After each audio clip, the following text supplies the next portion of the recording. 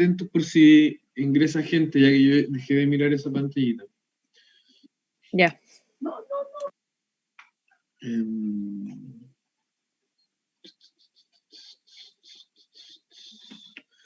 Ok, hoy día vamos a tocar un tema un poquito distinto a lo que veníamos viendo y tiene que ver con el dibujo de material orgánico. Y por material orgánico vamos a entender todo aquello que quizás no sea manufacturado o procesado, ¿cierto? Como los materiales que podríamos quizás decirles inerte, o quizás que materiales que se corresponden más con la línea recta. Yo creo que esa es la precisión más acotada que se puede hacer en realidad. Vamos a poner también un énfasis particular en el dibujo de árboles, por lo que va a pasar con taller, sobre todo, por lo que les van a pedir en taller. Pero, y más que nada, vamos a seguir trabajando en este mundo de las vistas múltiples, ¿ya? O sea, en dibujos de proyección ortogonal, dibujos de planta, corte y elevación. Y por lo tanto, y ustedes ya saben, son dibujos que se hacen con rigor, ¿cierto? Con rigor geométrico. Entonces ahora ustedes estarán pensando, rigor geométrico, dibujos ortogonales, material vegetal, ¿cierto? Plantas, árboles, ¿cómo conjugamos esos dos mundos, ¿cierto?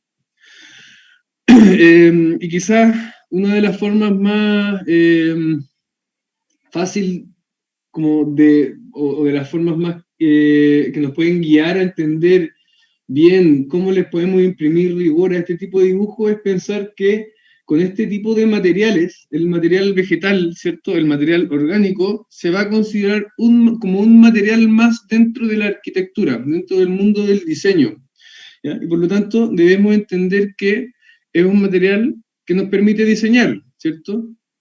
Proyectar, imaginar cosas, crear espacios, ¿cierto?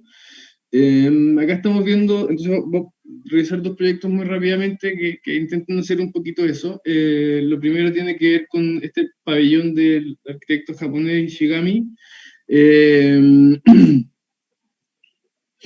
que empieza a transformar este pabellón japonés, ¿cierto? Un poco más como en un jardín botánico, quizá en un invernadero, donde vemos que hay una ubicación muy precisa de todos los elementos vegetales, conformando espacios, armando circulaciones, ¿cierto? Armando momentos, creando atmósferas. Y para hacer eso fue muy necesario, obviamente, empezar a clasificar todo este tipo de elementos, ¿cierto? Clasificarlos por color, por tamaño, quizás por aroma, por un montón de cualidades que a veces son poco medibles incluso. Pero de cualquier forma se intenta hacer el ejercicio de clasificarlos para poder utilizarlos. O sea, hay que entenderlo antes para después poder utilizarlo. Una forma de entenderlos es a través del dibujo, ¿cierto? Entonces después vemos clasificarlos por el sonido que hacen incluso. Claro, etcétera, ¿cierto? O sea, hay o por las temporalidades, es que los árboles y las plantas o lo que sea reacciona distinto dependiendo a las temperaturas, la estación del año, etcétera, ¿cierto? O sea, hay un montón de variables que, como digo, son incluso poco cualificables, pero que valdría la pena intentar hacer el ejercicio de clasificar, y acá vemos cómo ese proyecto no se puede entender sin el material vegetal, ¿cierto? Sin los árboles. Entonces son cosas que en este caso están intrínsecamente ligadas, ¿cierto? Otro ejemplo que no tiene tanto que ver con el material vegetal, sino que con otro tipo de material orgánico, que en este caso sería la piedra, y la impresión de la piedra en el pavimento de este proyecto del arquitecto Pikionis, ¿cierto? Para el acceso de la Acrópolis en Atenas. Y aquí vemos cómo se hace un trabajo muy minucioso para poder intentar identificar y darle cierto sentido de orden a la implementación de las piezas estas de piedra que se van a trazar, ¿cierto? Para construir este pavimento. Ya vemos el resultado, ¿cierto? Yo la verdad no sé si el dibujo se hizo antes o el dibujo se hizo después. Y si esto fue un trabajo que se hizo en obra o no, ahí es algo interesante de analizar, ¿cierto? O sea, yo creo que perfectamente este dibujo puede haber sido hecho como un dibujo as-built, ¿cómo se llama? Que es un dibujo que se hace después de cómo quedó la construcción, ¿cierto? Porque quizás es muy difícil intentar proyectar con elementos que no corresponden a líneas rectas, ¿cierto? En que las medidas van a resultar de otras cosas, entonces empieza a aparecer esa como cosa media paradójica que es bien interesante, ¿cierto? Como de hasta qué límite uno puede diseñar con estas cosas o no, ¿cierto? Pero independiente de eso, nos empieza a aparecer esa cuestión, ¿cierto? De cómo dibujar estos elementos, ya sea para proyectar o para levantar. Lo que vamos a hacer ahora va a tener que ver con levantar, ¿cierto? Levantar, ¿a qué me refiero con levantar? Levantar información, observar, analizar. No tanto proyectar, aunque muy probablemente por sobre el final del semestre sí tengan que proyectar tomando estas consideraciones. Pero vamos a ver dos cosas que podemos empezar a considerar al momento de dibujar este tipo de elementos, ¿cierto? Lo primero va a tener que ver con la ubicación de estas cosas. Y esto lo vamos a pasar a ver después, más en detalle, pero tiene que ver con que, si bien los árboles, por ejemplo, como vemos acá, o los distintos tipos de pavimento, o las plantas, o lo que fuera, ¿cierto? Una piedra, algún elemento de orden paisajístico que esté haciendo algún tipo de cosas en el diseño que yo estoy considerando, tiene un lugar específico en el proyecto, ¿cierto? Entonces yo tengo que poder ubicarlo. Para eso va a ser muy importante que entendamos que hay un trazado detrás de eso, que un árbol tipo A no puede estar cerca de un árbol tipo B porque el árbol tipo B lo va a infectar o no va a dejar que crezca correctamente, ¿cierto? Entonces hay un montón de tipos de consideraciones que uno puede ir analizando al momento de decidir la ubicación de estos elementos, ¿cierto? Entonces, el primer orden de dibujo donde le podemos imprimir un rigor a esto tiene que ver con la ubicación, ¿cierto? Y con un trazado que sea muy específico, ¿cierto? Muy claro. Vemos también cómo uno puede empezar a proyectar la altura, ¿cierto? Y la altura en relación, por ejemplo, al cuerpo humano. Acá vemos cómo cada uno de estos elementos se proyecta en función también de la altura estimada a la cual pretendan que ese árbol vaya creciendo, ¿cierto? Pero esto lo vamos a ver más en detalle, o una aplicación de esto lo vamos a ver en detalle. Lo otro va a tener que ver un poquito con que, por mucho que sea un dibujo a mano alzada, ¿cierto? Por mucho que sea un dibujo que se hace a mano, con un trazo irregular, siempre va a haber un orden que respetar, ¿cierto? Entonces, por ejemplo, vemos en el dibujo de la izquierda como hay distintos tipos de dibujos de arbustos, ¿cierto? O plantas o material vegetal,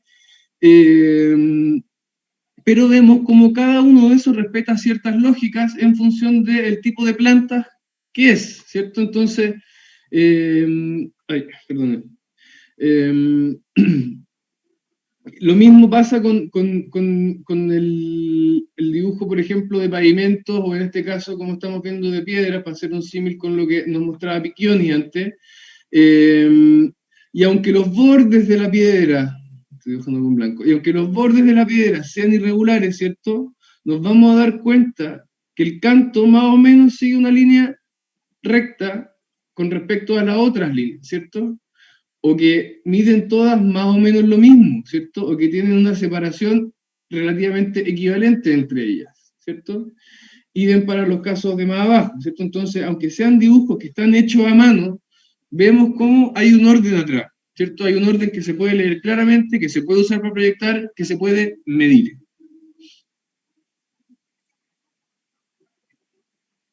No solamente eso, sino que también vamos a empezar a revisar cosas como por ejemplo de este tipo. ¿Qué es el dibujo que estamos viendo a la derecha?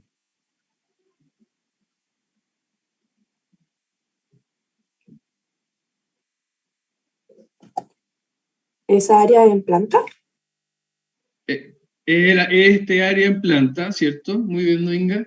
¿Y qué representa o qué creen que representa cada una de estas circunferencias que estoy marcando con X acá, indicando el centro de ellas? A mí me da la sensación de que son como las ramas. Perfecto. Se van a dar cuenta que bueno, cuando nosotros hemos estado dibujando árboles así, ¿cierto? Le hacemos un tronco y le hacemos un follaje, ¿cierto? El follaje generalmente va a ser con ella segmentada porque está sobre el plano de corte.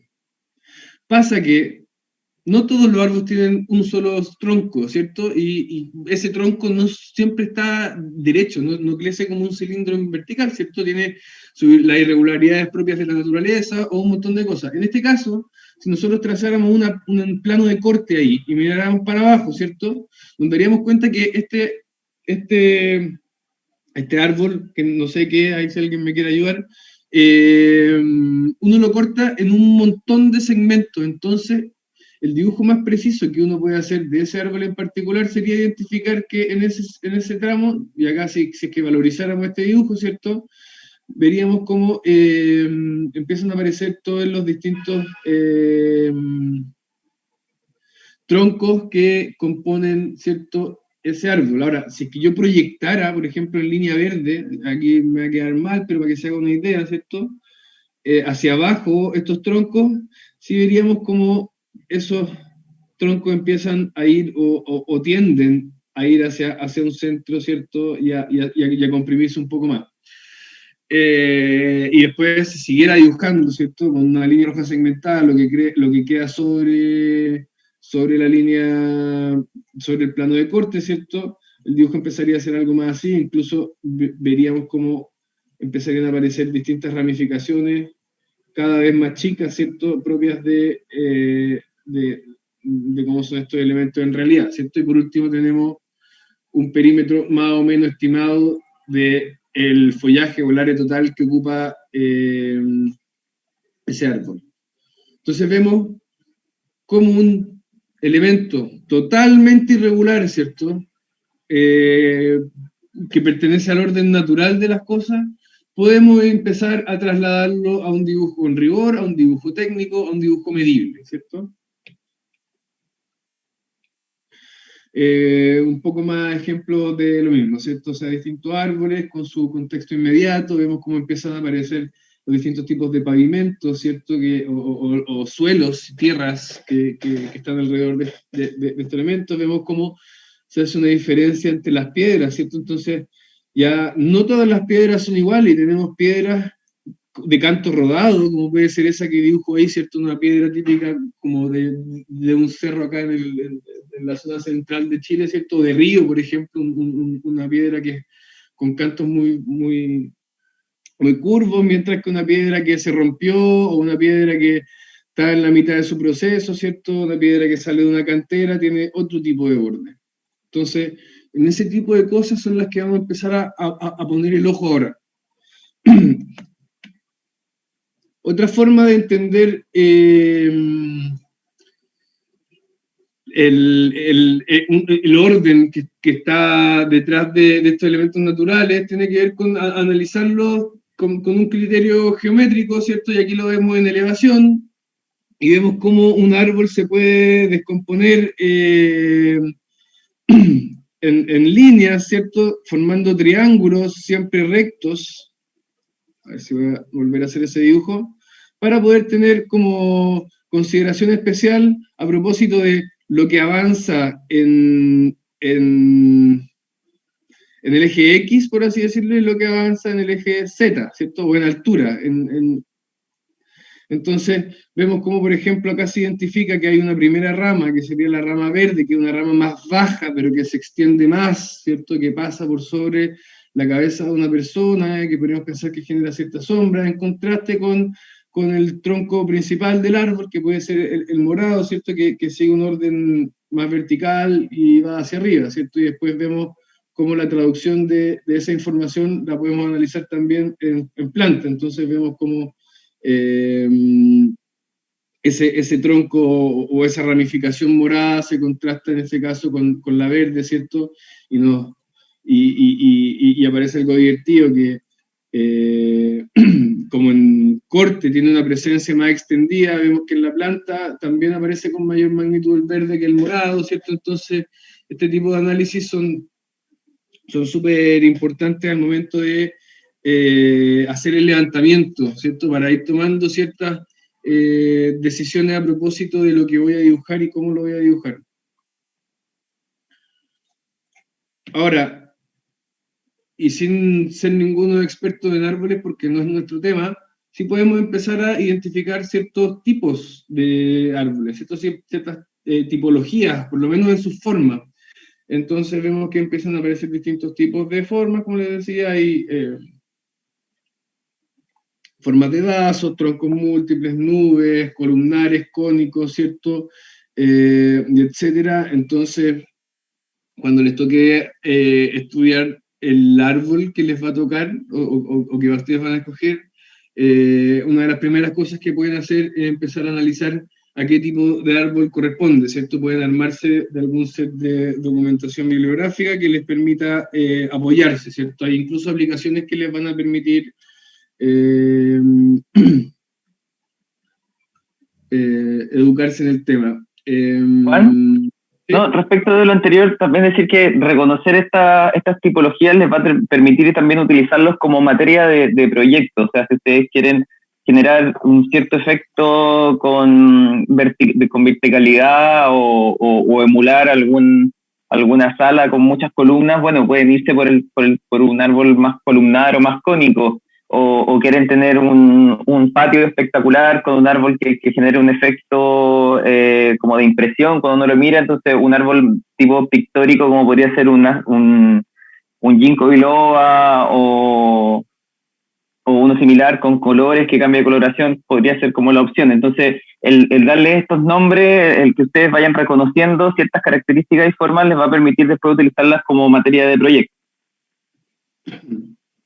Exacto. Incluso acá podemos ver cómo la temporalidad de esos árboles nos permite incluirlos, como dice Diego, como materia de proyecto, ¿cierto? Entonces, porque ¿qué pasa? Cuando uno proyecta con material vegetal, trasplantar un árbol ya crecido es algo que tiene costos que se escapan de la realidad de las cosas, ¿cierto? Entonces, lo que se hace comúnmente es que uno va a viveros, se compran árboles chicos, ¿cierto? Y se espera que crezcan, pero hay que tener en consideración cómo van a crecer, cuánto van a crecer, ¿cierto? De qué tamaño van a ser cuando alcancen su magnitud total y la temporalidad, ¿cierto? ¿Cuánto va a tomar eso? Porque puede ser muchas veces que un árbol tenga una vida que sea incluso mucho mayor a la de un edificio, ¿cierto? Entonces, acá vemos, por ejemplo, distintas especies y su crecimiento a través de los años, ¿cierto? No quiero pasar a profundizar mucho en esto, pero aquí tenemos 15 años, ¿cierto? 100 años de la misma especie y ver cómo cambia en sus dimensiones, incluso en sus formas, ¿cierto? Mucho más que comentar de esto. Diego, ¿tú tenías algo más que comentar de esto? Entiendo que está...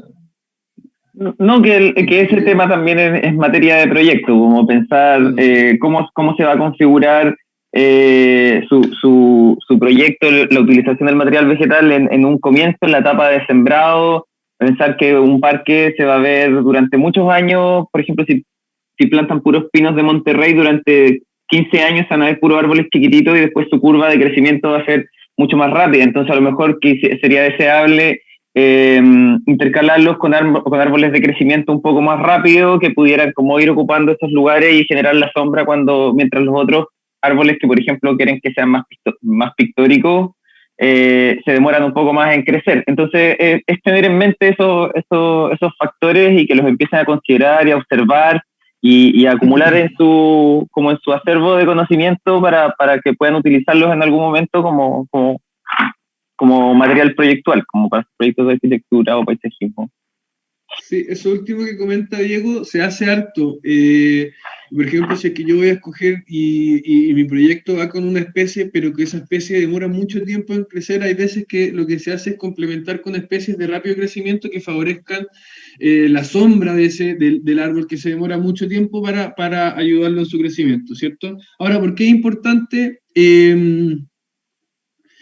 entender la forma de este tipo de elementos para ayudarnos a proyectar con ellos, ¿cierto? ¿Por qué es necesario proyectar con estos árboles y no dejarlos crecer nada más? Porque muchas veces nos vamos a dar cuenta que estos árboles están metidos en contextos no fáciles, ¿cierto? En contextos complicados. Y acá vemos, por ejemplo, un corte tipo de la calle de Mendoza, que tiene unos árboles de magnitud bastante espectacular, ¿cierto? Y vemos cómo es bastante espectacular cómo hay una relación muy estrecha entre estos elementos construidos, ¿cierto? Llamémosle elementos construidos inorgánicos, si quieren, a los edificios, las calles, los postes de luz, etcétera, los veredines, las instalaciones sanitarias, las conducciones de agua servida o lo que pueda haber, ¿cierto?, a nivel de calle, y el árbol, ¿cierto? Entonces acá vemos cómo empiezan a aparecer ciertos elementos de diseño, que no solamente son elementos de diseño, sino que también pueden tener que ver con los departamentos, por ejemplo, de aseo y ornato de una municipalidad, que tienen que ver con cómo mantener estos árboles, cómo podarlos y cómo cortarlos en función de lo que la especie permita, y por ejemplo en función también de lo que la ciudad necesite, ¿cierto? Entonces vemos cómo acá empiezan a aparecer ciertos trazados, ¿cierto?, que nos hablan del espacio que necesita la calle, ¿cierto?, para que, por ejemplo, el poste tenga su espacio correspondiente, ¿cierto? O, por ejemplo, cómo es la relación entre las ramas del árbol y las conducciones sanitarias que puedan haber bajo el nivel de calle, ¿cierto? Empiezan a aparecer también en este dibujo ciertas cosas bien entretenidas que tienen que ver con la relación del follaje y las ramas, ¿cierto? Muchas veces se van a encontrar en la situación de que lo que crece del árbol para arriba es muy similar a lo que crece del árbol para abajo, entonces hay que empezar a tener ciertas consideraciones a propósito de las fundaciones de la construcción que va a estar asociada a ese árbol, ¿cierto? Porque puede ser, y ustedes saben que la naturaleza es muy fuerte, y puede ser que incluso esas ramas, o sea, esas raíces terminen por romper o afectar la estructura de esa construcción, ¿cierto? Y para ponerlo un poco en perspectiva, como siempre, pasamos a revisar ejemplos que se han desarrollado en este curso en otro año, ¿cierto? Entonces vemos aquí cómo se estudió bien detalladamente un árbol o un grupo de árboles, ¿cierto? Y entendemos que los árboles son todos distintos, y aunque se pueden clasificar, todos tienen particularidades. Empiezan a aparecer como este trazado que vemos en azul, que empieza a hacer cosas bastante raras, ¿cierto? Es como difícil pensar que una rama tenga un trazado como este, ¿cierto? Que baja, que se quiebra, que crece en ángulos bastante agudos, pero esto es algo que este estudiante por lo menos pudo reconocer y después dibujar con bastante certeza, luego de hacer ese análisis criterioso de la estructura y de los ejes que componen esta estructura del árbol, ¿cierto? Esto que podríamos pensar que son como los esqueletos o el hueso del árbol, para luego trazar el perímetro y darle una especificidad más fidedigna a propósito de cómo es ese árbol o de cómo se ve ese árbol, ¿cierto? Mismo caso para los pavimentos, o sea, fíjense en todas estas consideraciones del dibujo, más allá de lo pésimamente mal tomada que está la fotografía, ¿cierto? Y para estos casos vemos lo mismo en planta y en elevación, ¿cierto? Esto salió de un encargo como esto era más o menos lo que se quiso hacer en ese caso, para que lo dijeran, esto, ¿cierto? O sea, algo que de ahora en adelante ustedes deberían empezar a incorporar en sus dibujos, por mucho que no les toque hacerlo en esta clase, ¿cierto? Entonces, ¿qué podemos empezar a considerar? Que hay un tronco principal, ¿cierto? Que ese tronco principal puede ser, dependiendo de la especie, que tenga una o dos bifurcaciones, o quizás más, y que luego de eso empiezan a aparecer todas las ramas, ¿cierto? O toda esta cuestión media capilar que tienen los árboles, ¿cierto? Que va desde lo más grueso hasta lo más delgado, y después cómo eso nos puede ayudar a dibujar el árbol en su magnitud completa. Ahora, este fue un ejercicio que se hizo a propósito del árbol, pero también hemos hecho, y se han hecho otros ejercicios que tienen que ver más con otro tipo de consideraciones a propósito del material orgánico, que tienen que ver también con el pavimento orgánico o inorgánico, siempre va a ser el tema, una contraposición entre esas dos cosas. Y lo que estamos viendo acá es el perímetro o el borde del campus de Lo Contador, en la escuela donde deberíamos estar estudiando nosotros ahora, y lo que se hizo fue que todo el curso levantó cómo eran esos perímetros y levantó los accesos, ¿cierto? Se separaron por grupos y luego se juntaron todos esos dibujos en un gran dibujo. Entonces vemos, miren la magnitud de este dibujo, ¿cierto? O sea, esto es eso, ¿cierto?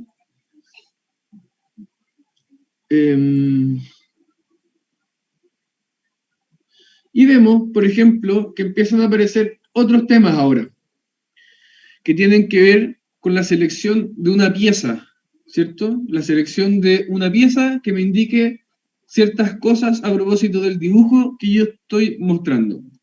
Entonces, lo que estamos viendo acá, este sector norte del campo, esto ya cambió un poquito porque esto está en demolición, pero vemos en este caso dos accesos, ¿cierto? Dos accesos que están interrumpidos entre ellos por algo que aparentemente es un edificio, que lo es. Pero en este caso, esos estudiantes querían mostrar esos dos accesos, ¿cierto? Y ponerlos en relación, ponerlos en contraposición si quisiera uno, o ver qué cosas tiene uno y qué tiene otro. Pero otro grupo decidió mostrar solamente un acceso, ¿cierto? Entonces vemos cómo empieza a cambiar la pieza, cómo hay una cuestión compositiva, se deja el acceso bien intencionadamente en el eje del centro, ¿cierto? Perfectamente bien alineado con su calle y claro, o sea, aparece esto, una pieza como con forma de T, ¿cierto? Que es muy sugerente para indicar que ahí hay un acceso. No es ninguna ciencia, ¿cierto? No es ninguna maravilla identificar esta pieza, pero es algo que nos puede ayudar mucho al momento de querer contar una idea, ¿cierto? O sea, es el solo gesto de ponerlo al centro y de generar esta figura en T es muy elocuente al momento de contarnos que eso es justamente un acceso, ¿cierto? Mismo caso para, por ejemplo, este tipo de dibujo que era el de la esquina, o este tipo de dibujo que era el del cruce, ¿cierto? O este que era del otro acceso. No quiero pasar a profundizar mucho más en esto, pero quédense con la idea de que, de que cuando ustedes hacen este tipo de dibujo, que son una escala grande, 1 a 200, 1 a 500, 1 a 1000, 1 a 100, o lo que sea, que son dibujos analíticos o de levantamiento, también hay un criterio de selección que tienen que hacer ustedes al momento de dibujar. Otros casos que tienen ahora más que ver con el dibujo de pavimentos mezclados con distintas situaciones, y esto quizás es lo más parecido a lo que van a tener que hacer ustedes en taller, por lo menos no hoy día con nosotros, pero que sino que en taller, que es el análisis de un árbol y su contexto inmediato. No es solamente eso, ya les van a dar la tarea en la tarde, pero sin adelantar mucho más, van a tener que poner una atención muy particular a propósito de los suelos también, ¿cierto? De qué es lo que rodea ese árbol, qué partes de esos pavimentos son absorbentes, qué partes no son absorbentes, qué partes son duras, cuáles son blandas, por cuáles uno puede caminar, por cuáles no, etcétera. O sea, cualquiera de esos criterios va a depender del caso y va a depender de ustedes. El tema es que van a tener que saber representar y dibujarlo bien, ¿cierto? Entonces vemos estos magníficos dibujos del semestre pasado, del año pasado, digo, el primer semestre del 2020. Más casos de lo mismo. Ahora, esto siempre acompañado de análisis, observación, ¿cierto? Las ramas, las hojas, cómo son las semillas, dibujos analíticos, de, por ejemplo, el tronco, o un montón de cosas que tienen que ver, y aquí quizás nos metemos y nos empezamos a parecer a un naturalista, ¿cierto? Y no queremos que se transformen en Darwin ni nada por el estilo, pero sí queremos que empiecen a analizar las distintas escalas que van a encontrar en estos elementos, ¿cierto? Convengamos en que cualquiera de las escalas a las cuales ustedes desean dibujar el árbol, ya sea en su totalidad, en un fragmento, una rama, una hoja, una ramita más chica o un pedazo del tronco, se van a encontrar con una cantidad de información que en rigor es infinita, ¿cierto? Que ustedes van a tener que tratar de abstraerla, simplificarla para poder dibujarla, ¿cierto? Entonces aquí vemos algunos ejemplos de eso, ¿cierto? Y de la complejidad que puede haber en el dibujo de, por ejemplo, una hoja, que es homologable al dibujo del árbol entero. Cuando tengan que hacer esto, yo les recomiendo, esto a modo de recomendación nomás, que sean capaces de identificar precisamente de qué árbol se trata, ¿ya? De qué especie se trata. Y para eso les puede servir este libro que se está recomendando. Probablemente lo puedan pillar en internet, pero yo no les he dicho que lo hagan. Entonces, nada, esto no lo quiero pasar a revisar mucho, sencillamente mostrarles que es importante que identifiquen de qué especie se trata, porque muchas veces se pueden topar con casos donde el espécimen en particular que ustedes estén analizando no sea una representación muy fiel de lo que es la especie, ¿cierto? Entonces puede ser que el árbol que hayan escogido esté en un estado no bueno o en un estado al revés, como súper manipulado o como sea. Entonces, si bien van a tener que dibujar esas particularidades, les puede ayudar al dibujo también a identificar qué tipo de árbol es, cómo crece, cómo es su follaje, cómo es su tronco, o lo que sea particular a esa especie. Entonces, eso va a modo de consejo nomás, y acá hay algunos ejemplos de los árboles con los que más comúnmente se pueden topar, por ejemplo, en una ciudad como Santiago, en la cual vivo yo. Por eso les mostraba esto, el árbol urbano. Ahora, vamos a pasar a ver otra cosa. Ahora, me gustaría saber si hay alguna duda a propósito de lo que revisamos recién. ¿Algún comentario? ¿Alguna idea? ¿Algo? Yo quiero preguntar. Perdón. ¿Sí? No, dale, dale. Es rápido. Como si en planta y corte o elevación, la idea es que como esa transición del árbol sea lo más parecida posible. Por ejemplo, en las ramas y todo eso.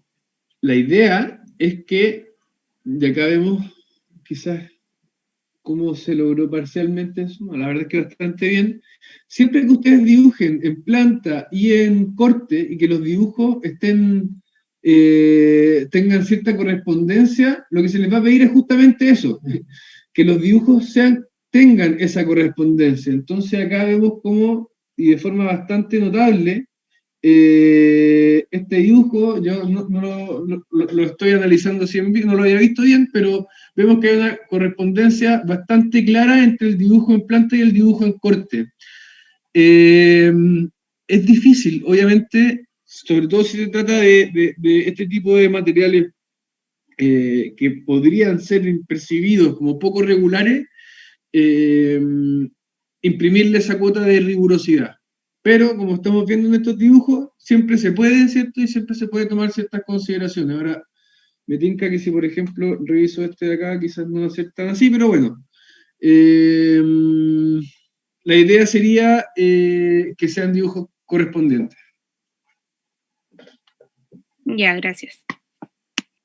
Sí, porque para acotar un poco eso, también otra cosa que quisiéramos que rescataran de este análisis que se hace es que hay una racionalización de esta forma. Entonces, lo que uno tiene que tratar de encontrar es como una arquitectura subyacente en la estructura del árbol. Hay una manera en que las ramas se ramifican, que se dividen en unos ángulos precisos, que normalmente están muy dados por las especies y a las condiciones del contexto a las que están sometidas esas especies. Entonces ahí el Juan les está mostrando cómo se puede descomponer este caso que podría ser un sauce llorón o un árbol de tipología llorón entre un tronco principal muy macizo y una ramificación clara que se va subdividiendo en ramas de a dos principales en general, y luego viene esta subdivisión nuevamente de ramillas que cuelgan hacia abajo en donde están ubicadas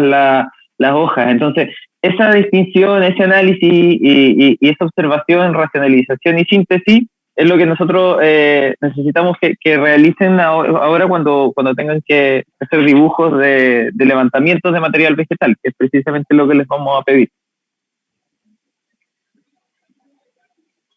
¿Hay otra pregunta por ahí? Yo iba a preguntar sobre cómo se representa el árbol en la planta, porque al final un árbol es como una mezcla entre que es súper transparente y no es transparente, obviamente. Entonces, ¿cómo se hace como para crear ese efecto de transparente pero no transparente?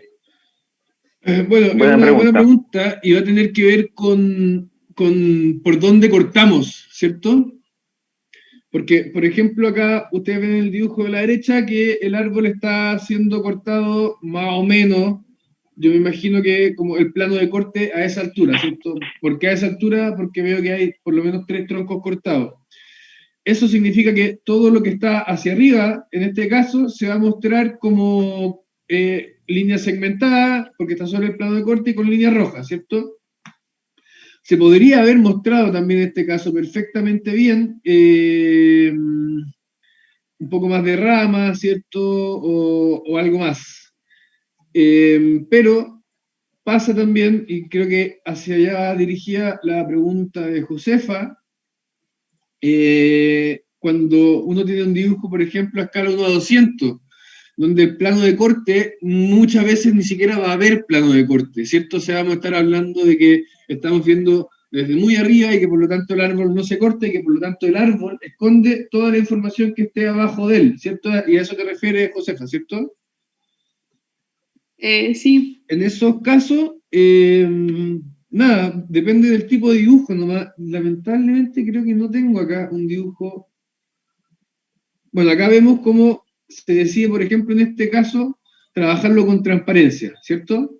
Entonces se dibuja el contorno del árbol, pero se omite la información interior del árbol para valorizar, por ejemplo, la información que está abajo del árbol, que en este caso eran los pavimentos. Entonces, esa es una estrategia. Bueno, para responderte rápido, Josefa, no es que haya una respuesta, sino que va a tener que ver con el tipo de dibujo que esté haciendo y con lo que tú quieras mostrar. De hecho, es una muy buena pregunta porque es, en parte, lo que les van a pedir en taller. Les van a pedir que lo analicen en escala 1:50, por ejemplo, y también en escala 1:500, o 1:1000, o lo que sea. Entonces, para esa otra escala, para la 1:500, que podría ser un equivalente a lo que estamos viendo en pantalla, van a tener que ustedes tomar la decisión de si dibujan, por ejemplo, un énfasis en el perímetro de los árboles, como lo vemos acá, ¿cierto? Dejando y viendo toda la información que está dentro, o si, por ejemplo, hubiesen ustedes escogido hacer algo que era un poco distinto, ¿cierto? Que era, a ver si lo puedo hacer más o menos rápido, que en este caso hubiese sido más o menos así, donde se valoriza un poco más la mancha del árbol, ¿cierto?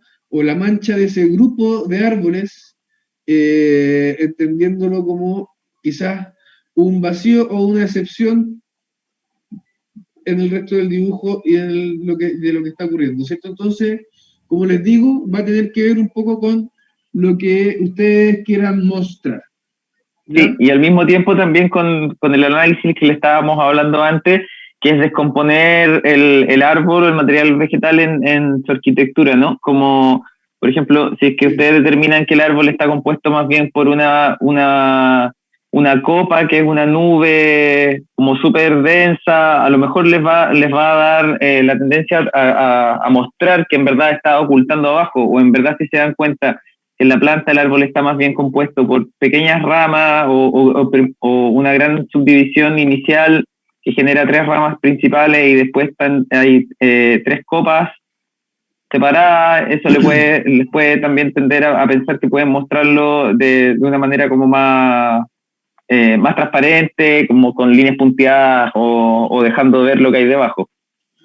Y en ese sentido también variaría mucho como según la estación, ¿o no? Porque Exacto. en otoño como van a ser puras ramas y en otras estaciones va a tapar más. Exacto. Ahora vemos como, por lo menos yo estoy mirando la calle, ahora veo que están bastante pelados los arbolitos de mi calle, ¿cierto? Estamos entrando en otoño y se han caído mucho las hojas. Muy distinto sería dibujarlo en verano o en primavera.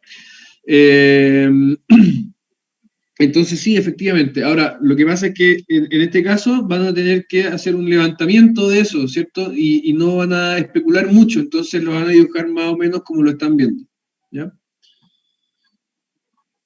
Pero sí, el factor temporal y estacional es muy importante en todo lo que estamos conversando.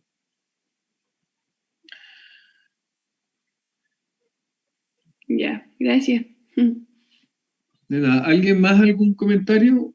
¿Algo que decir? ¿Alguna apreciación? ¿Están listos para hacer dibujos como estos?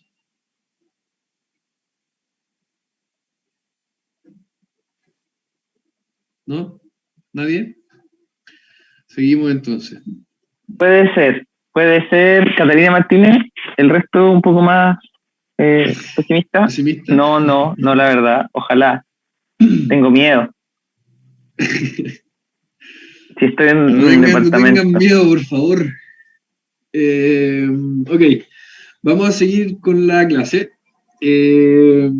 Ya hablamos un poco del rigor y de cómo traducir ciertas nociones geométricas del elemento vegetal en sí mismo. Ahora vamos a hablar un poco de la disposición de estos elementos irregulares en algún plano, ¿cierto? Y de cómo poder identificarlos e incluso levantarlos. Para eso vamos a usar una técnica que tiene que ver o que hace a través del método de triangulación, ¿cierto? Y lo que nos va a permitir esta técnica es levantar, porque nosotros, si es que les dijéramos, oye, vayan a hacer un levantamiento de este lugar, claro, ustedes no tendrían muchos problemas, ¿cierto? Ya aprendieron a medir, ya aprendieron a traducir ese dibujo, a traducir esa información a un dibujo. Entonces, como lo que estamos viendo a la derecha, son líneas rigurosas, rectas, ¿cierto? Es algo como que resultaría fácil, pero si yo les digo, vayan a medir esto y dibújenlo, ahí teníamos un problema, ¿cierto? ¿Cómo lo hacemos para identificar cada uno de esos árboles en su posición correcta? ¿Cómo lo hacemos para tener en planta un panorama más o menos riguroso del caso? Es algo que vamos a hacer a través del método de triangulación, ¿cierto? ¿Qué es este método? Es algo que nos permite, la verdad es que es bien sencillo de comprender, es algo que nos permite ubicar elementos irregulares con una precisión exacta en un plano, ¿ya? Entonces acá vemos una técnica milenaria porque la verdad es que el triángulo es una figura indeformable, entonces se ha usado mucho para este tipo de cosas. A la izquierda vemos un mapa cartográfico elaborado a través de la triangulación de ciertos puntos de una de las islas de Gran Bretaña, ¿cierto? Y a la derecha un homólogo del ex profesor de este curso, Leonardo Suárez, a propósito de un levantamiento que se hace en un lugar en específico, ¿cierto? Vemos también cómo son técnicas que se pueden usar no solamente para medir o para ubicar puntos en un plano, sino que también en 3 dimensiones, ¿cierto? Y darle una tridimensionalidad a este lugar. Esto no tiene nada que ver con lo que vamos a hacer ahora, pero es para que vayan viendo como cuáles son los alcances de esta técnica. Pero en definitiva, lo que es interesante y lo que es importante que entiendan es que en el fondo es una técnica que nos permite ubicar cada vez uno de estos puntos con certeza, ¿ya? Ahora, ¿qué son esos puntos? ¿Qué creen que van a ser esos puntos, por ejemplo? Pueden ser árboles, ¿cierto? ¿Qué les llama la atención de este dibujo? Que va formando triángulos cuando se van uniendo. Claro, empieza a aparecer una malla triangulada, ¿cierto? Que la estoy tratando de redibujar ahí. ¿Pero qué más les llama la atención? Preguntan si los puntos son troncos. ¿Perdón? Dale. Claro, una de las primeras cosas que podemos hacer es que esos puntos, esas intersecciones, esos lugares que vamos a encontrar son, por ejemplo, pueden ser, por ejemplo, el tronco de los árboles, ¿cierto? ¿Qué otra cosa les llama la atención que no tiene mucho que ver con lo que estamos viendo? Elevación en la planta. ¿Cómo? Que están como los árboles en elevación en la planta. Eso, justamente eso, ¿cierto? Hay algo Muy bien, raro en este Josefa. dibujo. Uno podría pensar que es algún tipo de axonométrica inventada, cierto tipo de egipcia o una mezcla de todas. La verdad de las cosas es que no le pondría ningún nombre, no me atrevería a ponerle ningún nombre, pero sí es un dibujo como que en ese sentido, por lo menos, es bien gráfico, ¿cierto? Es bien elocuente en decirnos, mira, acá este árbol tiene esta altura, este árbol tiene esta altura, pucha, para que no se me choquen esos dos, lo voy a dibujar este otro para allá, ¿cierto? Este otro para allá. Entonces, nada, son como ciertas decisiones de dibujo que terminan haciendo un dibujo que la verdad es que resulta ser bastante interesante. Fue un dibujo experimental, no un dibujo Exacto. técnico cotidiano. Pero que ayudan a expresar una idea muy, muy certera, ¿cierto? O sea, que nos dan una impresión bastante clara de lo que está pasando. Ahora, no solamente vamos a considerar esos puntos identificables como los troncos de los árboles, sino que también vamos a incluir lo inorgánico, ¿cierto? Ya hemos hablado de lo orgánico, hemos visto cómo poder trazarlo de forma rigurosa, pero también vamos a incluir los elementos inorgánicos. ¿Por qué vamos a incluir los elementos inorgánicos si es que nosotros pensamos en que eso lo tenemos resuelto trabajando a través del método y las técnicas ortogonales, ¿cierto?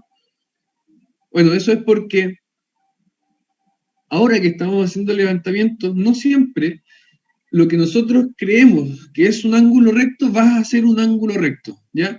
Entonces lo que vamos a querer hacer es levantar las cosas como son, no como deberían ser, o no como queremos que sean.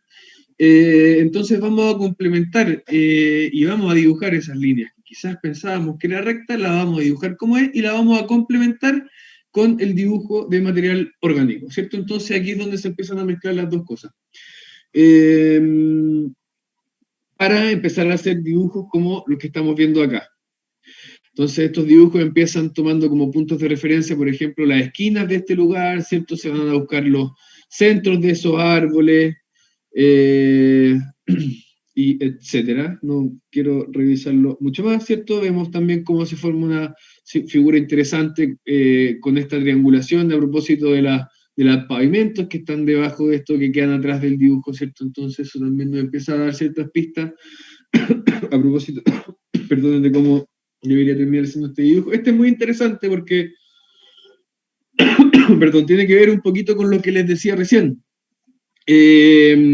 Acá se comienza desde una hilera de pilares, pero no se asume que esa hilera de pilares están en una línea recta, ni que son equidistantes entre ellos, porque justamente no lo son. Y esto es en la casona de la universidad, y es muy evidente cómo esos pilares no respetan una línea recta y no tienen regularidad entre ellos, ¿cierto? A propósito de la distancia que deberían mantener. Por eso es muy interesante analizar cómo el dibujo o cómo el método de la triangulación nos permite ubicar de forma precisa estos elementos en el espacio. ¿Qué más les llama la atención de este dibujo que estamos viendo ahora acá, de estos dibujos? A mí me llama la atención de que en los troncos del dibujo a la izquierda, creo que son troncos, o sea, no sé, como que tienen como circulitos, como un anillo de circulitos. Ah, ya, esto dices tú, ¿cierto? Sí. Eso es el alcorque, es como la maceta en tierra, digamos, es como un veredín que se le hace al árbol para delimitar, como, yo creo que en este caso es casi que para delimitar dónde está maicillo, dónde es tierra y dónde riego, ¿cierto? Es como una instrucción para el jardinero casi, pero bueno, son unas piedritas que en este caso a estos naranjos que están dispuestos en este patio, que se llama el patio de los naranjos en la universidad. Bueno, a propósito de eso, y me acabo de acordar con el comentario, es que también justamente vemos cómo estos árboles que quizás a uno le da la impresión de que están plantados en cuadrícula, no están plantados en cuadrícula justamente, y después del análisis de este estudiante queda en evidencia eso, ¿cierto? Y vemos cómo esto que está acá no es un cuadrado, ¿cierto? Y esto que está acá tampoco es un cuadrado.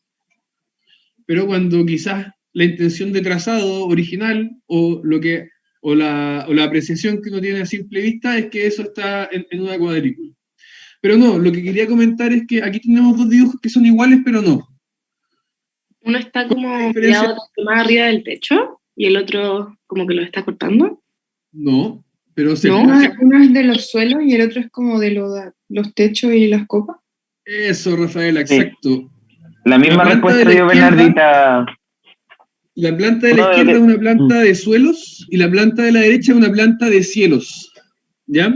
Entonces eso quiere decir que el plano de corte en la planta de la izquierda está mirando hacia abajo y el plano de corte en la planta de la derecha está mirando hacia arriba. Entonces son iguales, pero nos muestran información distinta, ¿ya? Todavía no hemos visto planta de cielo, todavía no van a ver planta de cielo, pero puede ser que en algún minuto lo veamos, entonces es importante que sepan que existe esto.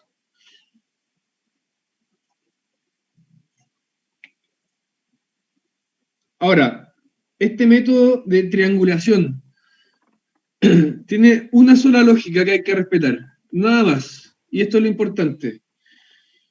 Si ustedes ven acá este dibujo, que también se hizo en otro semestre anterior, la gran magia de todo este cuento es que nosotros tengamos una malla de triángulos cerrada.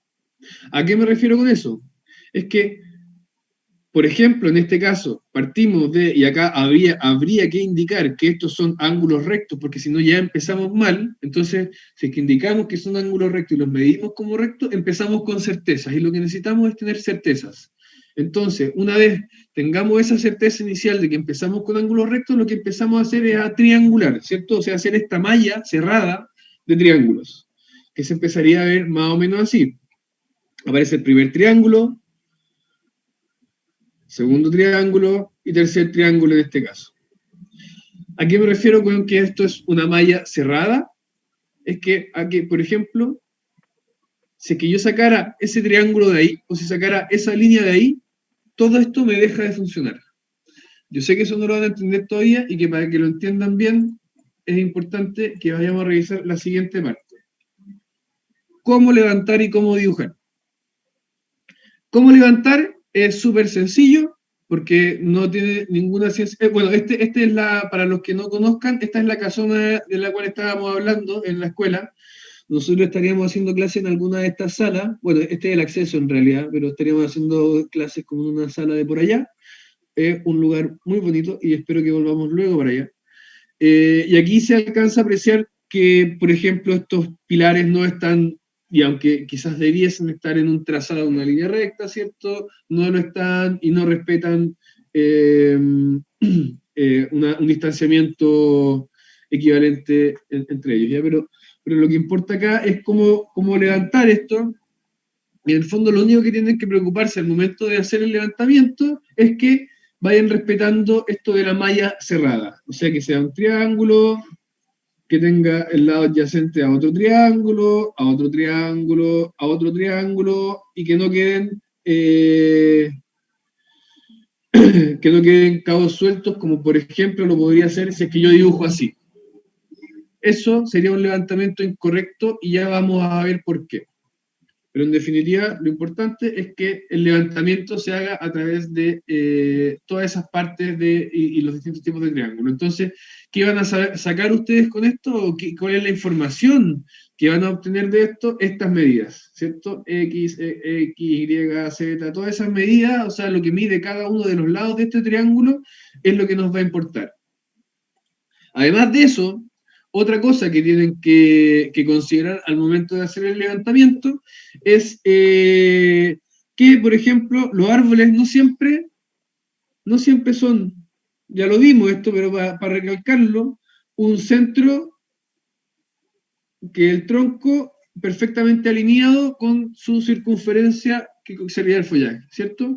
Entonces, puede ser que, por ejemplo, como en este caso, nos damos cuenta que el tronco está un poco más, que el follaje se ha inclinado hacia la derecha y hacia el frente de ese árbol, entonces lo que vamos a tender a hacer es hacer ciertas ejes de referencia que nos permiten tener como la medida desde el tronco hacia cada uno de los lados, ¿ok? Entonces esa, por ejemplo, una estrategia de cómo poder levantar un árbol, ¿cierto? Ahora, voy a hacer un pequeño paréntesis, ya lo comenté antes, pero muchas veces se van a topar con este tipo de cosas. Yo corté el tronco ahí, lo voy a cortar más irregular todavía. ¿Cómo vamos de tiempo? ¿Qué hora es? Ya. Son las 10:30. Ya.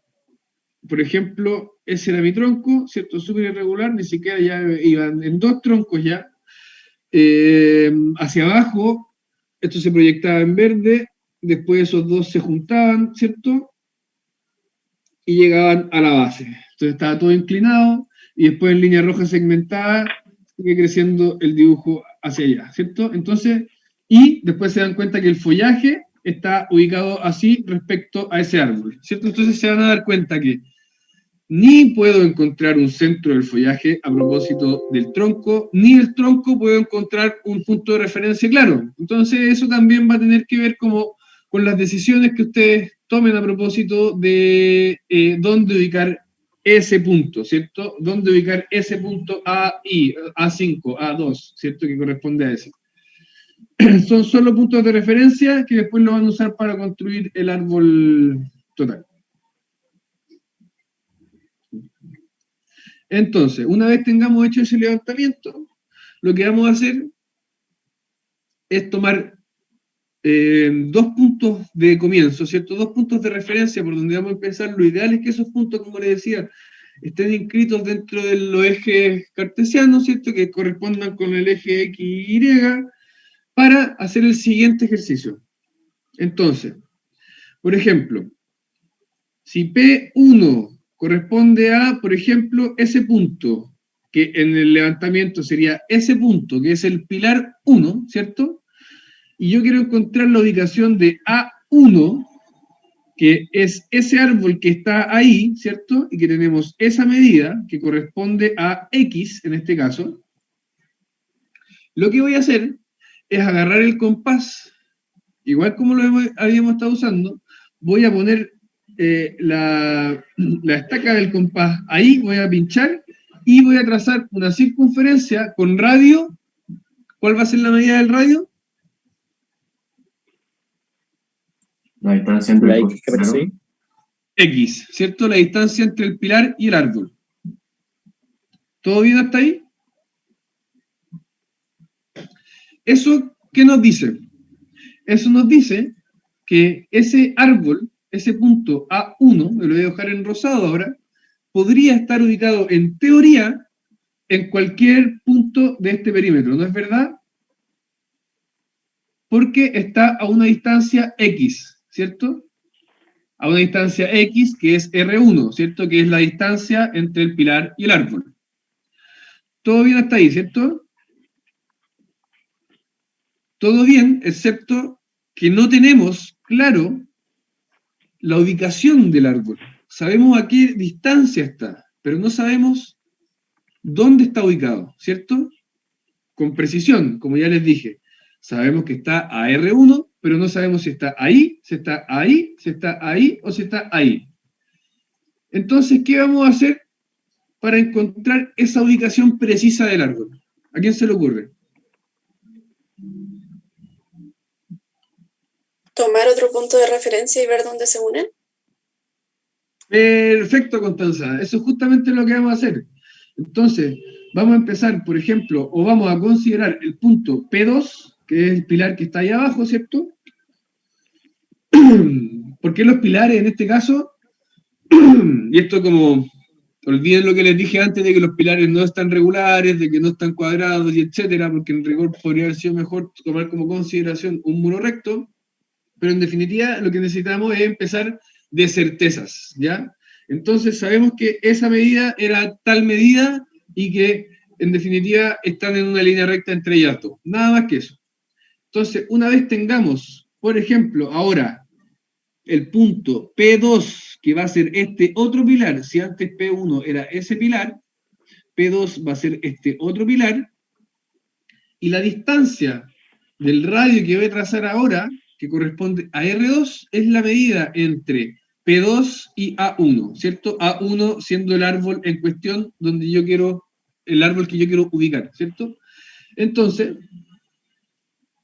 tenemos P1, tenemos R1, tenemos P2, tenemos R2, y ahora en la intersección de esos dos, ¿cierto? Va a aparecer A1.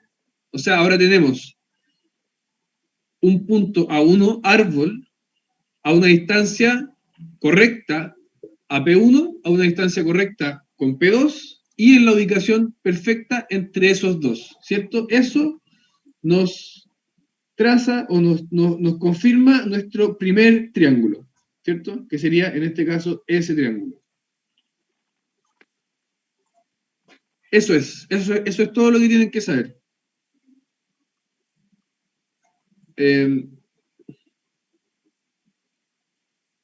Entonces, una vez tengamos ese primer triángulo, ubicamos el segundo con esos dos puntos, después el tercero, el cuarto, el quinto, etcétera, y todos los que sean necesarios hasta conformar la malla triangular. Si se fijan, en la aplicación con los primeros aparece una circunferencia casi entera, ¿cierto? Después ya nos damos cuenta que no necesitamos trazar la circunferencia entera porque quizás si trazamos la circunferencia entera nos vamos a dar cuenta que se cruzan en dos puntos muy precisos, muy específicos, cuando en realidad sabemos más o menos dónde está ubicado, ¿cierto? O sea, si que yo, por ejemplo, a ver, no sé si va a resultar en este caso, pero si yo trazara esa circunferencia y trazara esta otra circunferencia, van a haber, perdonen la circunferencia, pero van a haber dos intersecciones, ¿cierto? Esta y esta. Entonces, como yo sé que el árbol no está allá, ¿cierto? Porque más o menos tengo ciertas referencias de que tiene que estar como por este sector de acá, no voy a trazar la circunferencia entera. Si las quieren trazar enteras no hay problema, solo que se van a confundir. Bastaría con trazar un segmento de esa circunferencia para ubicar esa intersección y tal, ¿ya? Entonces, de dos puntos encontramos uno, ¿cierto?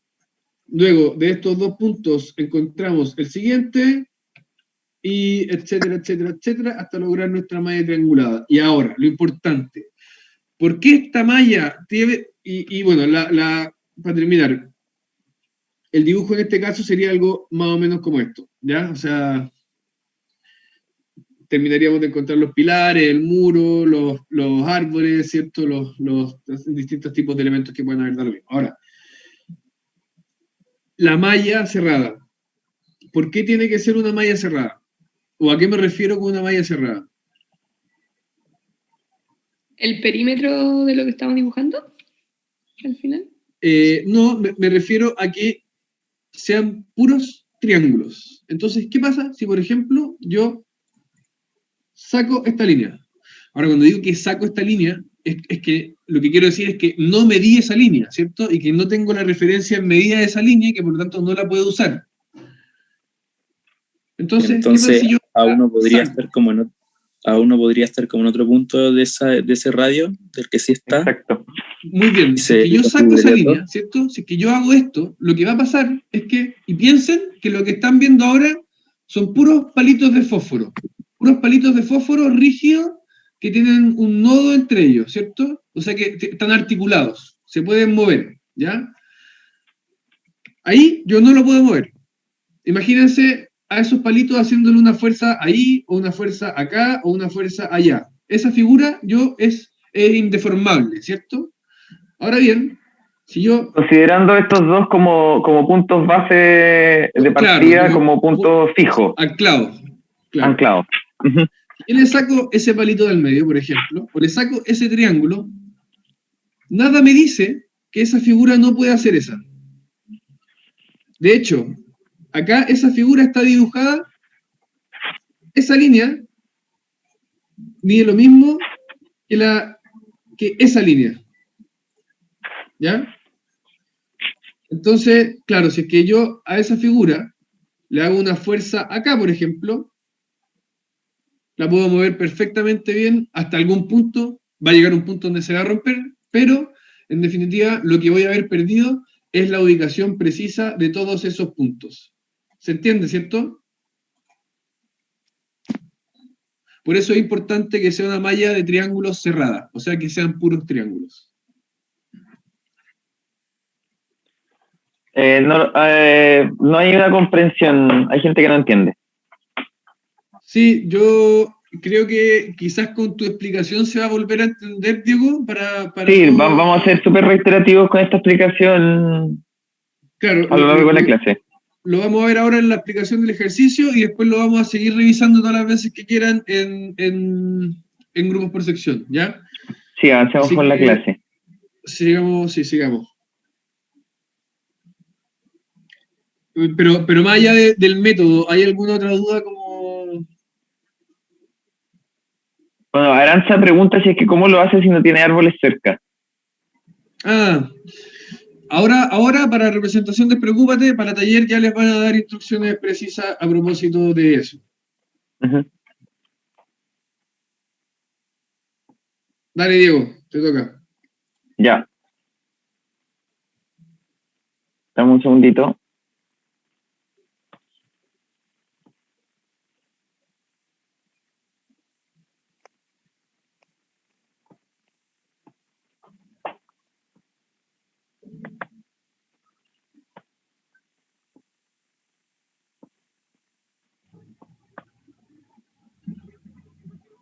¿En qué página íbamos? 106. Ahí te 106. das cuenta que justo en la 106 se me olvidó borrar una... Ah, perfecto. Ya, listo. Ya. Estamos entonces, claro, se quedó el enunciado de la actividad anterior. No vamos a hacer una axonométrica. Vamos a ver la presentación. Ahí. Bueno, no importa. Veámoslo acá nomás. Entonces, ya, el encargo va a ser hacer una planta escala 1:5. Espérate, ¿cuánto cachai? ¿Dónde se pone la presentación aquí en el PDF?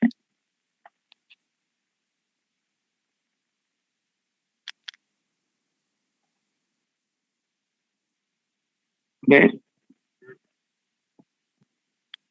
Ah, listo. Listo.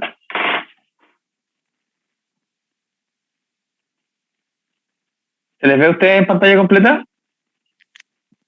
Sí. Ya, súper. Ya, el encargo entonces, realizar una planta, la escala es 1:5 a partir de un levantamiento a través del método de la triangulación de 1 metro cuadrado, es decir, 100 por 100 centímetros, que incorpore elementos de material vegetal y material inorgánico. Se solicita generar una composición existente o propuesta con 3 a 5 elementos orgánicos o inorgánicos. En el fondo, en este metro cuadrado que ustedes elijan deben constatar 3 de estos elementos que pueden ser un paño de suelo, un pavimento, una planta, un árbol, un macetero, una silla, etcétera. Pero deben constatar 3 a 5 elementos estos para darle cierto interés a la selección de este metro cuadrado que ustedes hagan y estos elementos que los utilicen para generar la malla triangulada. Los objetivos serían entonces aprender a levantar información geométricamente a través del método de la triangulación, observar e interpretar trazados geométricos en material vegetal, que es lo que hemos estado viendo al principio de la clase con Juan, observar e interpretar texturas a partir de elementos orgánicos e inorgánicos se me combina palabra, de manera precisa y sintética. Y bueno, la valorización y el uso del código de representación y la composición de una lámina de entrega. Siguiente es los criterios de apreciación. Bueno, el primero va a ser la selección y composición del cuadrante a trabajar, que tenga cierto interés, que ustedes puedan ubicar o elegir los elementos con los que van a componer su metro cuadrado del levantamiento. Que hay un correcto dibujo con la triangulación. Nosotros vamos a verificar que hay una malla de triangulación cerrada y un levantamiento y un traspaso geométrico de medidas. Hay el uso de las texturas va a ser de especial importancia, que ustedes puedan abstraer ciertas texturas de los suelos, que puede identificar suelos duros, de suelos blandos, suelos que son más permeables, otros que dejan escurrir más bien las aguas, que acumulan humedad o que son más granulados, etcétera. Ustedes tienen que ser capaces de identificarlos, analizarlos, interpretarlos y generar una textura que los represente. Y el uso del código de la representación establecido. A ver, un momento. Y la presentación y el uso del formato, como siempre, le hemos reiterado. La actividad pasada tuvimos que corregir un montón de trabajos que tenían aún problemas de registro. Recuerden que tienen que tratar de mantenerlos blancos, hacer una buena iluminación, que estén los dibujos ortogonales, que estén en el sentido tanto apaisados o verticales que ustedes les han dado, o sea, que no estén girados los dibujos. Entonces, eso tienen que seguir poniendo ojo. Ya estamos a la mitad del semestre, como siempre, les tenemos que reiterar que es primordial ese criterio. Entonces, seguimos. Ya, acá tenemos el caso. En este caso, yo estaba en un departamento, entonces hice una composición que tuviera cierto interés. Quise mostrar estas dos plantas en sus maceteros, y tenía este escritorio que tiene este mueble como de patas de librero, y una silla.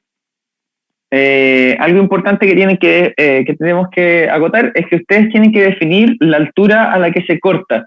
Idealmente, que la planta esté cortada a unos 40, 50 centímetros, digamos, como el punto de vista de un perro o de un gato o de un animal que ande como más en el piso. O sea, la idea es que pueden cortar elementos que estén más a ras de piso, pero la elección es tuya, ¿no? En este caso, en el fondo, el criterio de consenso en el que la planta se corta al 1,20 m, ese no vale, sino que ustedes pueden cortar donde quieran, idealmente más o menos a los 40 centímetros de altura.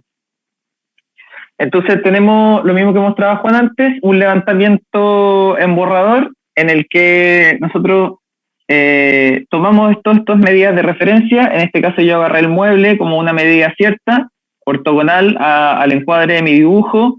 Definí un cuadrante de 100%, tengo aquí mis dos puntos de referencia que serían las esquinas del mueble, y desde él pues empecé a tomar las medidas para armar mi malla triangulada, y tomé todas las referencias posibles. En este caso me fui a los centros de los maceteros, y aquí elegí las esquinas del lado derecho, digamos, de las patas, de cada pata de la mesa. O sea, de la silla, perdón. Siguiente. Bueno, entonces, nuevamente, el método. Tenemos acá nuestro cuadrante de 100%, dibujado a escala 1:5, sería un cuadrado de 20 por 20 centímetros.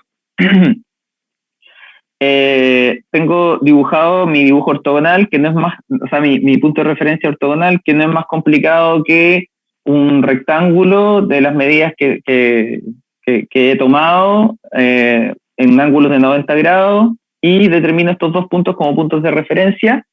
Y la primera medida X, la medida que va entre el punto P2 y el punto A, la traduzco aquí en un radio. A ver, voy a ponerme aquí la herramienta de anotar. ¿Se ve el foco? ¿El rojito? Sí. Sí. Ya.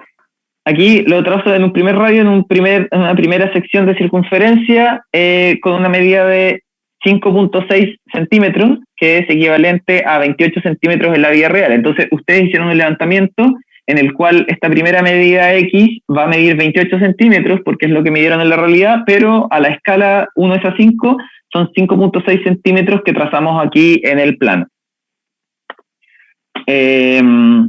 Luego tomó la otra medida, la segunda medida X acá, que va entre P1 y A2, que serían 8 centímetros, correspondientes a 40 centímetros en la realidad.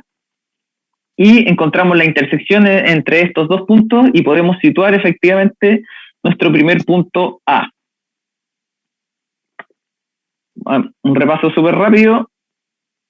Tenemos entonces el trazado ortogonal de los primeros dos puntos, desde el punto 1, perdón, se me cruzaron ahí las nomenclaturas, pero bueno, se entiende, desde el primer punto de referencia, trazamos la primera medida de escala con un radio de circunferencia, trazamos la segunda medida de escala con un radio de circunferencia y podemos encontrar el punto A, y ahí aproveché yo de situar el primer radio de mi planta, que sería, no sé, el macetero en este caso. Ustedes pueden ser la copa del árbol o el tamaño o la forma del objeto que estén utilizando, pero en ese caso yo lo tracé al tiro para poder empezar a tener ciertas referencias, y hacemos lo mismo con el siguiente. Entonces ya tenemos dos puntos de referencia ciertos, que sería el P2 en este caso, y el A, que ya lo determinamos y que está cierto por estos dos diámetros, y podemos trazar este tercer punto, que sería el punto B, con estas medidas correspondientes a la realidad, pero dibujadas en el plano a escala, y empezamos encontramos la ubicación del segundo macetero y trazamos su radio. Entonces, aquí lo que nos empieza a aparecer es esta forma irreductible de la que hablaba Juan, donde tenemos una forma ortogonal a nuestro dibujo, como puntos de referencia fijos, y una malla indeformable, en este caso conformada por dos triángulos hasta el momento, pero se compone en esta forma irreductible y que se hace la analogía súper directamente a un carácter como estructural, como indeformable. Y después el resto de los pasos es bastante metódico, se van completando los triángulos. Con las medidas, ustedes tienen que ponerle una nomenclatura de acuerdo al código de representación de las medidas en la realidad, y una vez ubicados todos los elementos, el código de representación es bastante autoexplicativo. Ustedes ya han tenido varias actividades en las que han realizado dibujos técnicos, entonces varias cosas que notar aquí. Es importante que noten las texturas del fondo.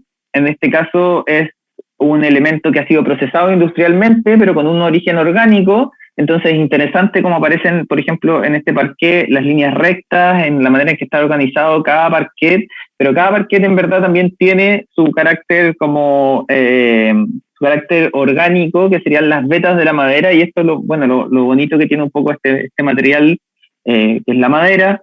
Tenemos la tierra de los maceteros, en este caso eran dos tierras distintas, había una que tenía como más componentes de perlita y otros añadidos, el otro era una tierra más normal, entonces defino dos texturas distintas. Tenemos dos plantas que tienen tipologías muy distintas de crecimiento. Tenemos una que tiene un crecimiento radial y concéntrico, con estas hojas que se van alargando cada vez más y haciendo más grandes a medida que sus tallos crecen. Esa sería como la observación, y se van acumulando más hacia el medio hojas más pequeñas, y a medida, por ejemplo, que yo las fui dibujando, fui encontrando que las hojas siempre iban ocupando un lugar vacío entre otras dos hojas, y esa sería como una observación tipológica de esta planta en este caso.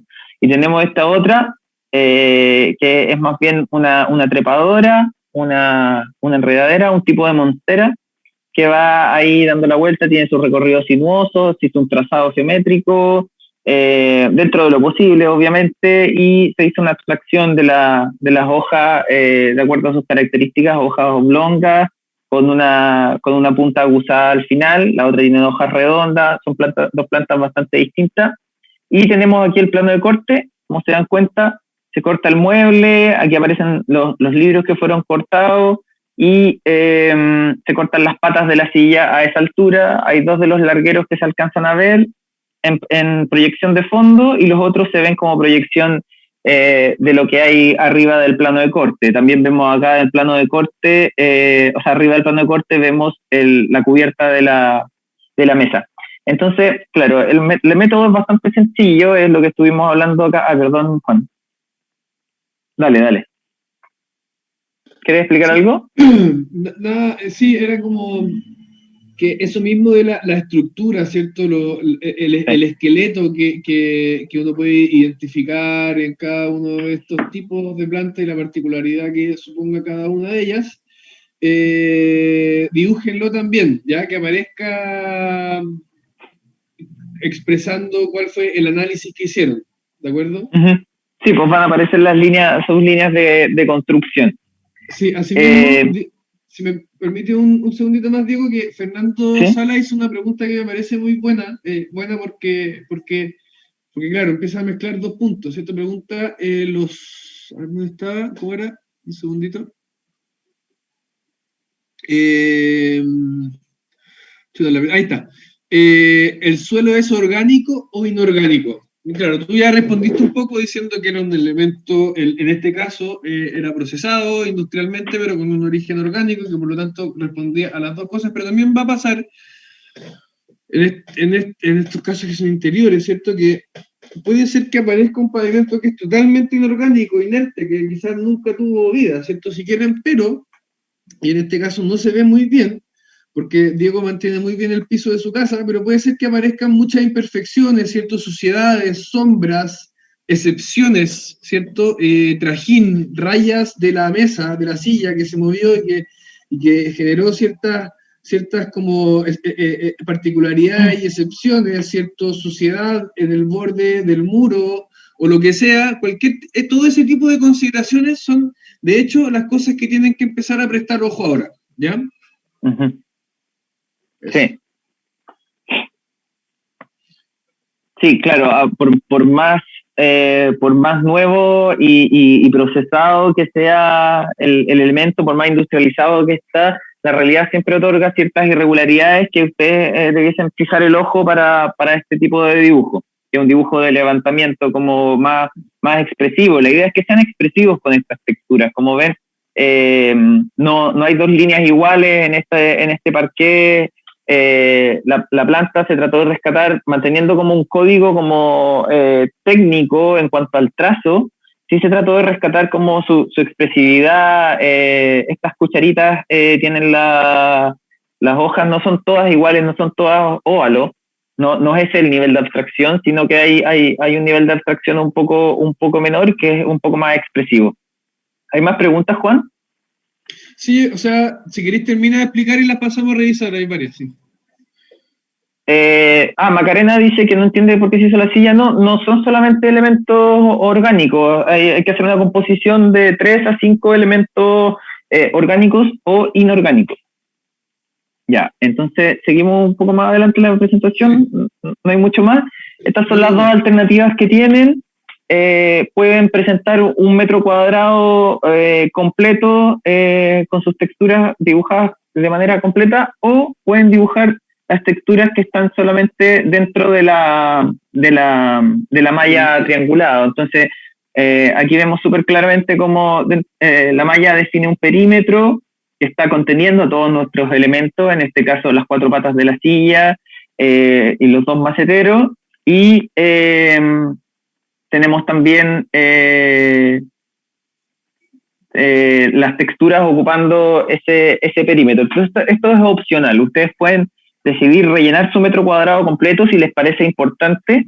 En este caso, para mí, por ejemplo, yo encontré que era importante mostrar cómo este patrón del parqué se extendía en todas las direcciones, manteniendo esta configuración como de traslapes y de cambios de sentido. Pero ustedes podrían decidir como que a lo mejor acá hay una cuestión más homogénea de fondo y quieren ver cómo los elementos y resaltar cómo están compuestos estos elementos y recalcar solamente la malla triangulada. Entonces, esta sería la presentación.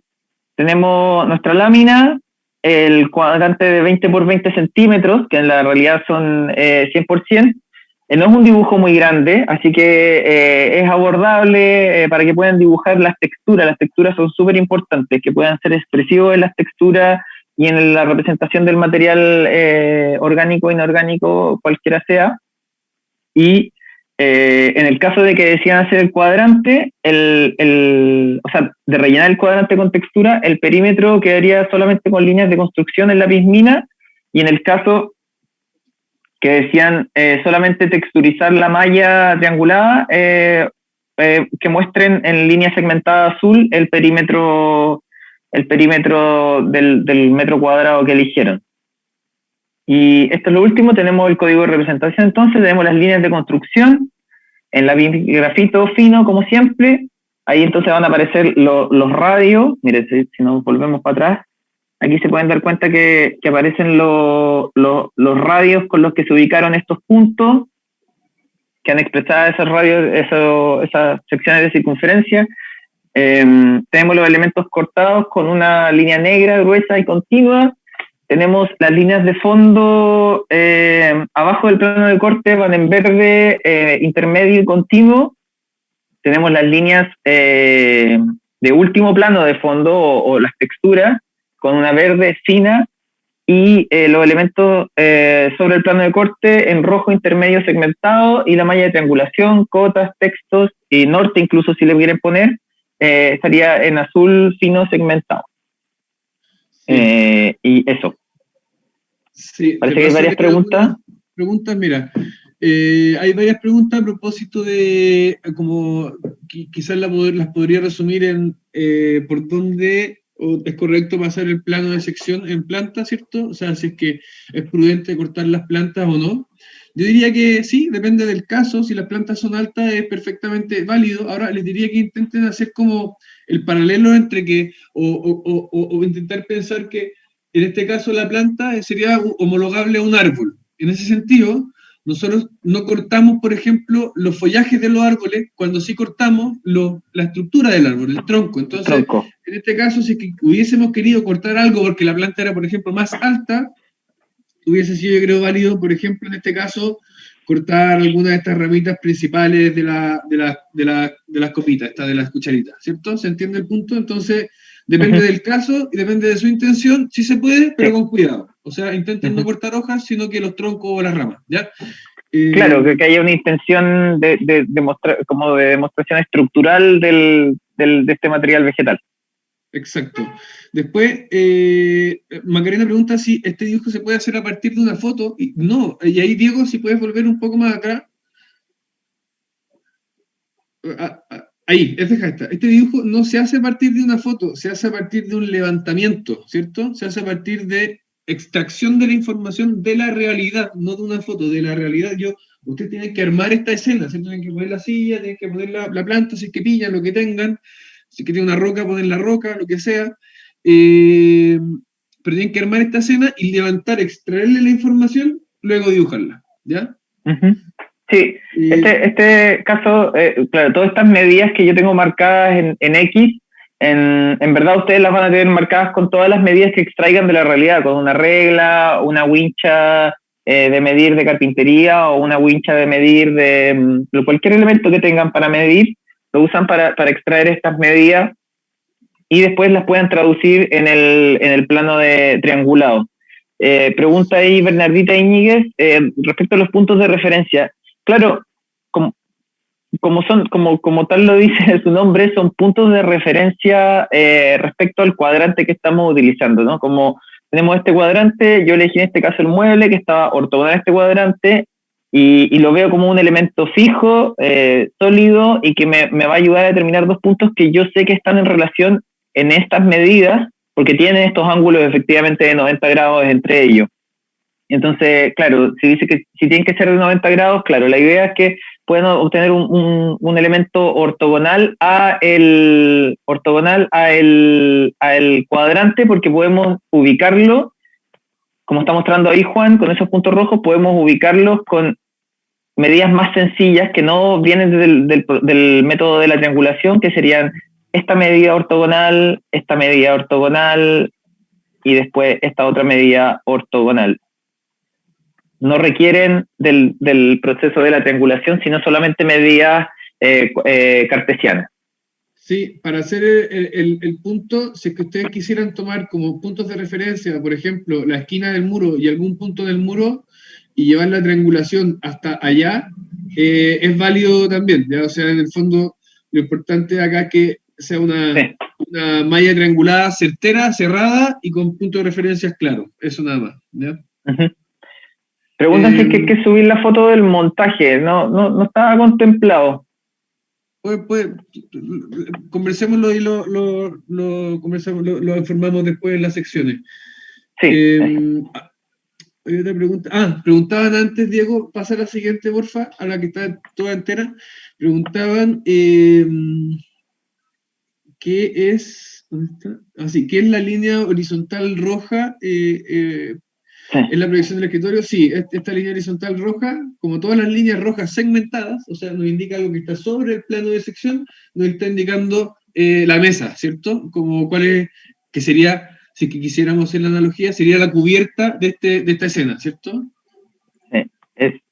Esta línea traspasa al plano. Pensando en que el plano de corte está cortando como por ahí, más o menos por ahí, ¿cierto? O sea, sí, exacto. Y que nosotros, si es que nos escaláramos, nosotros tendríamos como esa altura, ¿cierto? Entonces, todo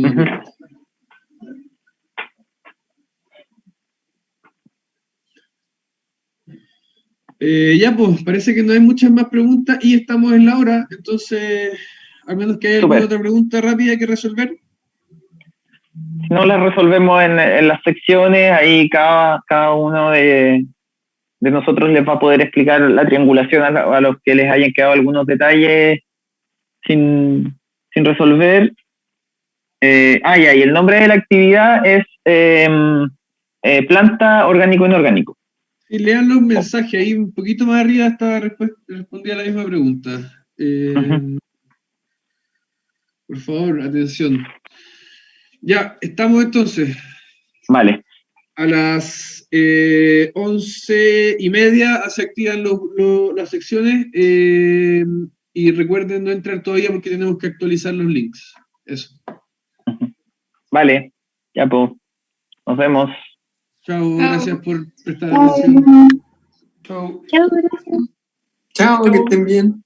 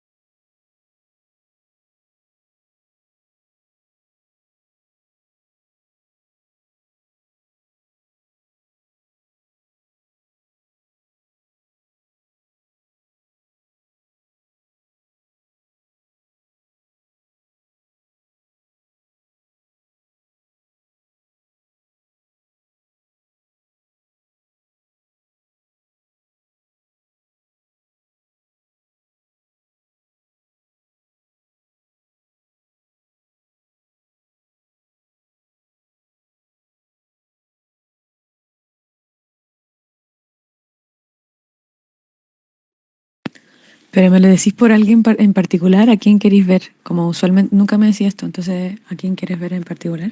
Me sorprende tu comentario, como dices tú, porque siempre yo te digo, tú me decís, pero quiero estar contigo. ¿Con quién tienes ganas de volver?